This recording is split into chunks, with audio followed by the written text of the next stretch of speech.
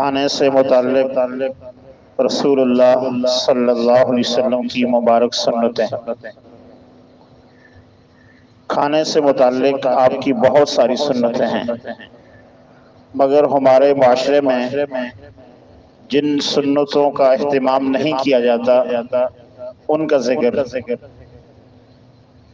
سیدھے اور دائیں ہاتھ سے کھانا، یہ آپ صلی اللہ علیہ وسلم کی سنت ہے۔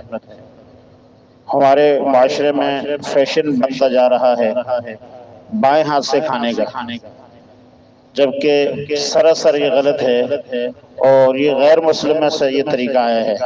ہم مسلمان ہیں، ہمیں دائیں ہاتھ سے لینا چاہیے، دائیں ہاتھ سے کھانا چاہیے، دائیں ہاتھ سے پینا چاہیے۔ آپ صلی اللہ علیہ وسلم کی زبردست سنت ہے۔ اور دوسری سنت ہے زمین پر دسترخوان بچھا کر زمین پر بیٹھ کر کھانا، یہ مستقل سنت ہے۔ چلو بزرگ ہیں، خواتین ہیں، مرد ہیں، نیچے بیٹھ نہیں سکتے تو پھر تو کوئی مسئلہ نہیں ہے، ٹھیک ہے کرسی پہ بیٹھ کر۔ مگر ہمارے گھروں میں ہم نے ایسی ترتیب بنا دی ہے، ہمارے بچے بھی ہیں، چھوٹے بھی ہیں جو زمین پہ بیٹھ کے کھا بھی سکتے ہیں، مگر انہیں بھی ہم اوپر بٹھا کر کھانا کھلاتے ہیں۔ بتائیے بچوں میں آپ صلی اللہ علیہ وسلم کی سنت کی کیا اہمیت آئے گی؟ زمین پہ دسترخوان بچھایا جائے، زمین پہ دسترخوان پر کھانا لگایا جائے اور زمین پر بیٹھ کر کھانا، یہ آپ صلی اللہ علیہ وسلم کی سنت ہے۔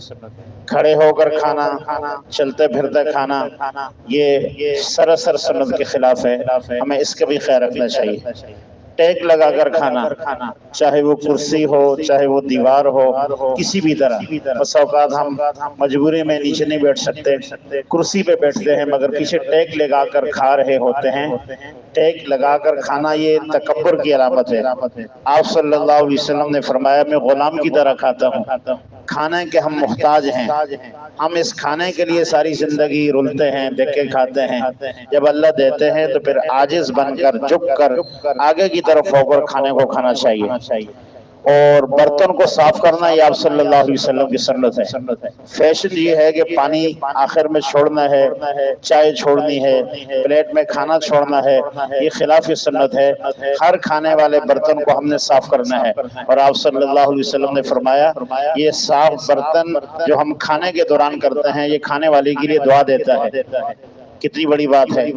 اسی طرح ہم جب کھانا کھا کر فارغ ہوں تو اپنی انگلیوں کو چاٹ لیں ایسے طریقے پر کہ ساتھ والے کو کراہیت نہ ہو، آواز نہ آئے چاٹنے کی، اور اس طریقے سے سنت کو پورا کیا جائے۔ کھانے کے دوران نوالا لقمہ اگر دسترخوان پر گر جائے، ظاہر دسترخوان صاف ہوتا ہے اور اسے ضائع نہیں کرنا چاہیے، اگر وہ طبیعت مانے تو اسے اٹھا کر کھا لینا چاہیے۔ اللہ رب العالمین ان سنتوں پر عمل کرنے کی توفیق نصیب فرمائے۔ اللہم صل